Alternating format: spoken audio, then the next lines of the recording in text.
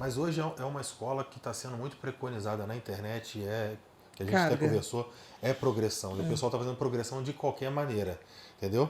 A progressão tem que ser feita, como eu e o Mará conversamos aqui antes, é claro que tem que ser feita. Se ficou leve, você tem que aumentar a carga.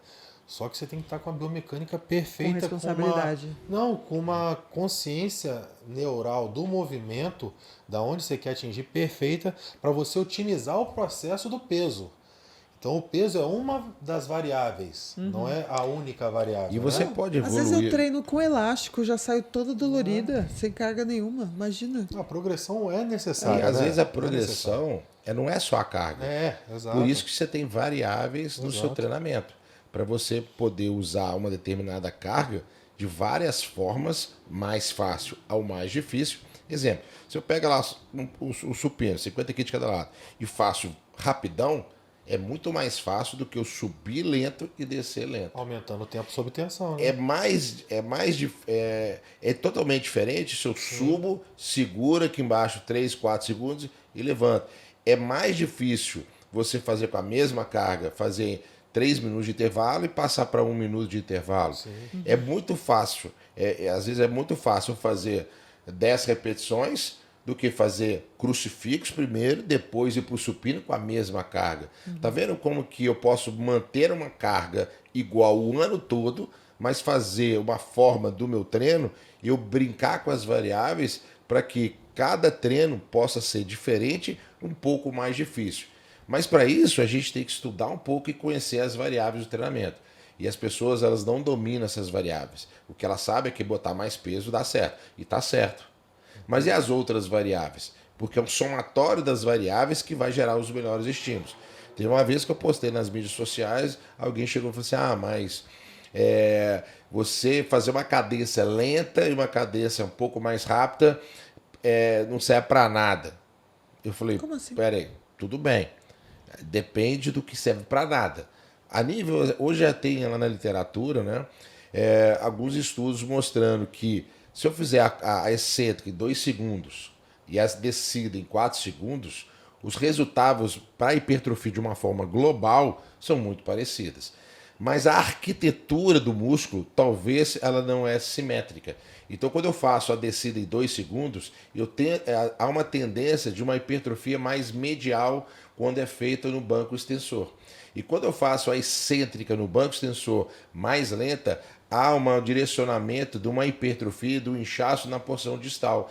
Opa, então dependendo de como que você modula a variável cadência, velocidade ou tipo de contração, isso vai interferir diretamente na arquitetura. O bodybuilder não é peso, é hipertrofia, mas não é hipertrofia absoluta, é uma hipertrofia mais Detalhada. seletiva e regional. Opa, o bodybuilder é importante? Mas se eu ganhei 2 quilos de músculo, 2 segundos da excêntrica e 4 segundos da excêntrica, a hipertrofia global absoluta foi 2 quilos. Vamos botar um exemplo. É igual, mas ela é diferente na sua distribuição.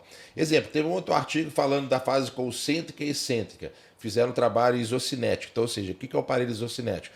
O cara faz a concêntrica e a excêntrica ela vem sem peso. E aí o outro fez só a excêntrica e o outro grupo fez só a concêntrica no banco extensor. E aí vira o seguinte, que a excêntrica trabalhou mais o vasto medial. E a concêntrica, né, assim, otimizada, né, seletiva, trouxe um maior desenvolvimento do vasto medial em relação ao grupo que fez a sua fase excêntrica. Então, dependendo de aonde você foca no seu treino, se é na positiva ou na negativa, pode remodelar de uma forma regional diferente. E o fisiculturismo é o quê? É carga? É tarefa? Ou é remodelamento do seu físico?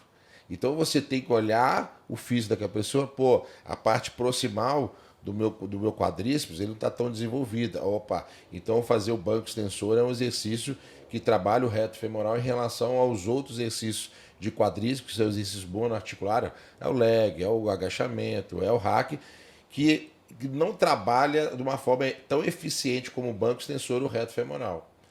Bom, se eu fizer lenta ou vou fazer o movimento lento ou mais lento ainda? Pô, se eu fizer mais a excêntrica um pouco mais rápida, eu vou trabalhar mais a parte medial. Então, ou seja, não tanta distal. E aí eu vou gerar o quê? Um equilíbrio e uma harmonia do meu quadríceps. Tem muitas meninas que têm aqui grande, mas chega próximo do joelho, tá o quê? Fino. Então, talvez a escolha desse exercício, eu trabalhar o quê?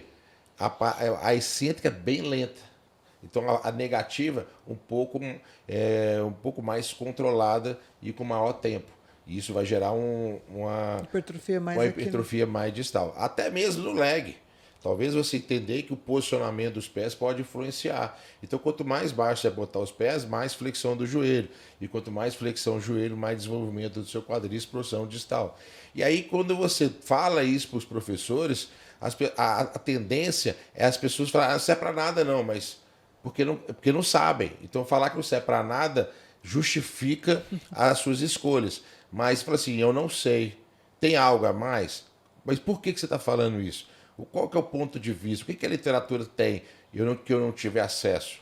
E as pessoas elas estão muito mais querendo defender bandeiras do que ajudar as pessoas a melhorar o físico. Então, se eu chego com algo novo, né, dentro das mídias sociais, se vai tudo contra o que a galera está falando, as pessoas vão me agredir. Mas ainda chama até as pessoas que citaram. Então, ou seja, ele acredita algo que o outro acreditou. Tem uma vez que eu fiz um podcast, eu até comentei, fui feliz de falar que a trembolona era o anabólico mais... o anabólico, né? O éster, que é mais anabólico e anticatabólico. Ele não é... eu tinha falado mais, mas eu falei assim, era o único. E eu falei o único, mas querendo falar mais.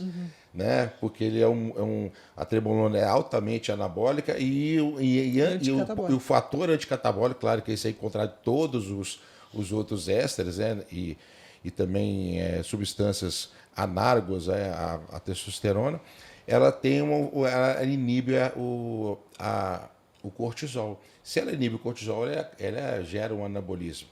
Ela gera um catabolismo e um anabolismo mais proeminente.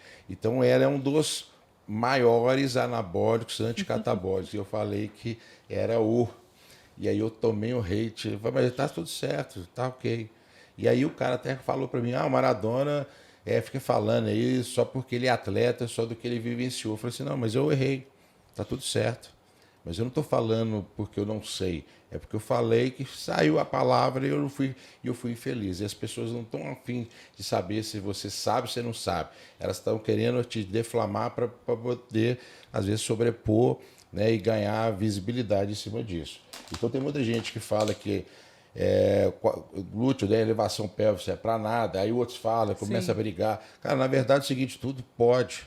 Mas o certo é o seguinte, para uma pessoa responde mais, para outra pessoa responde menos, para uma pessoa tem uma necessidade, tem outras não tem uma necessidade, e é um exercício que tem suas vantagens e benefícios, que pode ser colocado no seu treino dependendo da realidade, do objetivo, né, e do condicionamento daquela pessoa. Então eu não posso falar que um exercício é ruim. Não, eu não posso falar. Eu vou falar assim, ele tem seus benefícios e vantagens. Será que nesse contexto, esses benefícios e vantagens vão ser positivos ou são desnecessários? Vou perder meu tempo. E as pessoas elas querem criar o quê? Um único caminho. Um único caminho. E falar que o único caminho é o caminho que eles escolheram, que ele é o certo. Mas na verdade, quanto mais se estuda, menos certeza a gente tem. E quando você pergunta para mim, eu falo, depende.